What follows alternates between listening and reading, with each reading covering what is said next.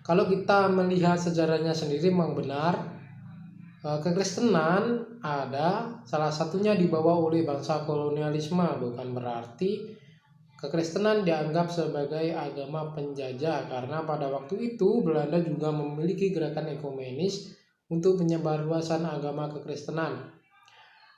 Karena bingung bagaimana caranya menyebarluaskan kekristenan di Indonesia, akhirnya Belanda memanfaatkan bukan hanya di sektor pemerintahan tapi juga di sektor kerohanian. Karena gerakan ekumenis sendiri benar-benar murni penginjilan, karena itulah Belanda ingin masyarakat pada waktu itu memiliki pedoman yang agar hidup lebih baik lagi. Karena gerakan ini gerakan murni penginjilan, karena itulah gerakan ekumenis sendiri bukan untuk mengkristenkan masyarakat pada waktu itu. Realitas Nusantara peradaban masyarakat. Kehidupan masyarakat, apakah ada kelompok barat timur selain berdiri sendiri, atau muncul satu kesatuan di dalam peribadatan barat dan timur? Perbedaan tersebut ialah berpikirnya sangat beda dengan barat dan cara pemahaman antara barat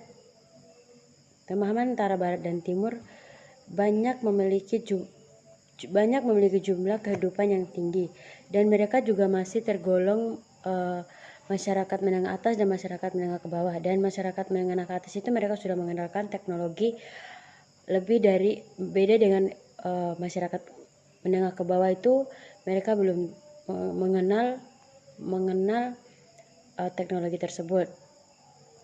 Timur lebih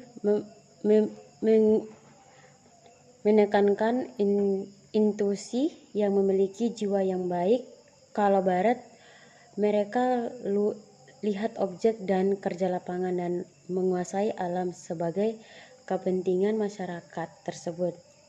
Jadi barat dan timur itu masih sama mempertahankan peradaban mereka masing-masing. Dalam sejarah kemerdekaan bangsa Indonesia, ini merupakan suatu karya Allah yang dinyatakan di bangsa ini. Dan bangsa Indonesia ini merupakan suatu karunia dari Allah sendiri. Dengan jelas kita melihat bahwa bangsa Indonesia memiliki kepluralitasan yang ada. Di antaranya ada agama, suku, budaya, ras, dan juga bahasa. Dan di tengah-tengah kepluralitasan yang ada ini, bagaimana pemaknaan reflektif teologis harus dilakukan.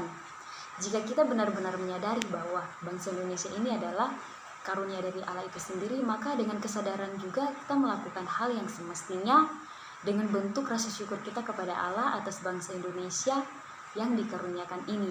Seperti halnya banyaknya agama yang ada di Indonesia ini, bagaimana agama yang satu dengan agama yang lainnya mampu menjalin hubungan yang harmonis dalam membangun Indonesia yang damai dan sejahtera dan semakin bersatu. Kemudian kaitannya dengan Pancasila.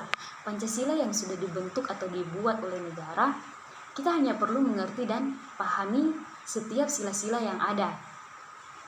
Dengan bentuk pemahaman itu, kita meresponnya dengan mewujud nyatakan sila-sila tersebut. Dan kita ketahui juga bahwa Indonesia ini merupakan suatu karunia dari Allah. Jadi Pancasila yang telah dibentuk oleh negara dan telah diberlakukan untuk negara ini, dan itu juga merupakan suatu kehendak dari Allah. Baiklah, 5 tantangan gereja emo Indonesia. Yang pertama, mindset dosa bagi warga jemaat untuk sedikit keluar dari bingkai teologi asing karena mereka merasa mereka akan mengkhianati. Yang kedua, gereja secara umum masih sangat ke-Israel-Israelan, masih ke-Yahudi-Yahudian, sehingga pemahaman ke-Indonesiaan itu kurang mengakar. Yang ketiga, gereja memiliki kecenderungan untuk fanatisme sempit, di mana membenarkan doktrin gerejanya sehingga menimbulkan stereotip dan prasangka negatif dalam interaksi sosial lintas iman. Yang keempat, kurangnya sentuhan langsung ke ranah praksis sehingga masih berorientasi pada tataran teoritis dan masih tumpul oleh karena pemimpin yang masih nikmat dengan kekuasaannya. Yang kelima, gereja makin eksklusif di tengah kemajemukan karena mengurus pergumulannya sendiri dan terkesan tidak melihat kebutuhan masyarakat.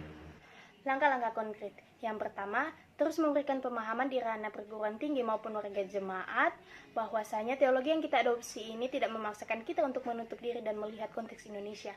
Yang kedua, gereja yang membangun lembaga-lembaga pendidikan seharusnya menyisipkan pemahaman keindonesiaan yang multikultural, misalnya dalam mata pelajaran PKN maupun agama. Yang ketiga, setiap khotbah yang dikumandangkan baik di ibadah minggu maupun ibadah sektoral harus direlevansikan dengan konteks Indonesia. Yang keempat, mengadakan talk show atau dialog lintas agama pun budaya pada hari-hari raya besar, misalnya 17 Agustus dan lainnya. Yang kelima, mulai mengaktualisasikan konteks Indonesia dalam peribadatan, misalnya alat musik modern diganti dengan alat musik tradisional yaitu kolintang, sasampe, tifa, gamelan, dan lain sebagainya. Yang keenam, menjadi garda terang dunia yang bernilai universal dan humanis serta menyumbangkan jasa seperti ikut gerakan lintas agama. Perlu kita ketahui bahwasanya kehidupan bergereja di Indonesia belumlah meng-Indonesia. Gereja di Indonesia menggunakan kata Indonesia sebagai identitas keberadaannya saja, tetapi tidak menerapkan nilai-nilai keindonesiaannya. Dan bisa kita lihat bahwasanya gereja yang paling banyak di Indonesia adalah gereja suku. Gereja suku di Indonesia sangat kental akan sukunya.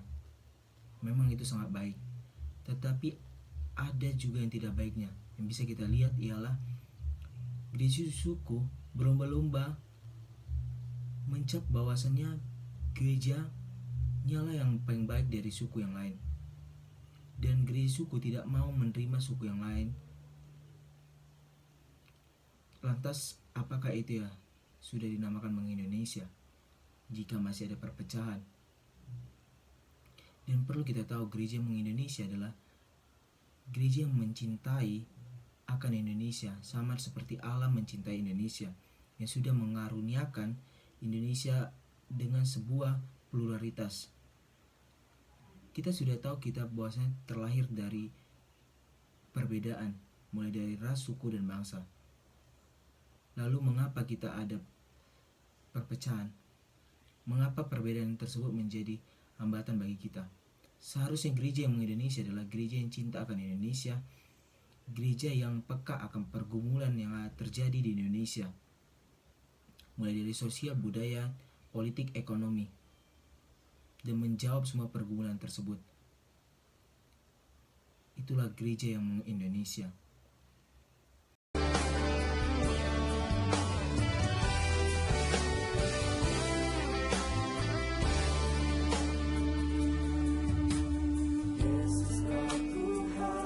Jika gereja adalah orang percaya, biarlah gereja menjadi jawaban atas realitas di bumi seperti yang membutuhkan kasih, dan bukan menjadi doktrin beku yang terus-menerus mengajar tentang Kristus yang tanpa sadar lupa bahwa Ia adalah kasih.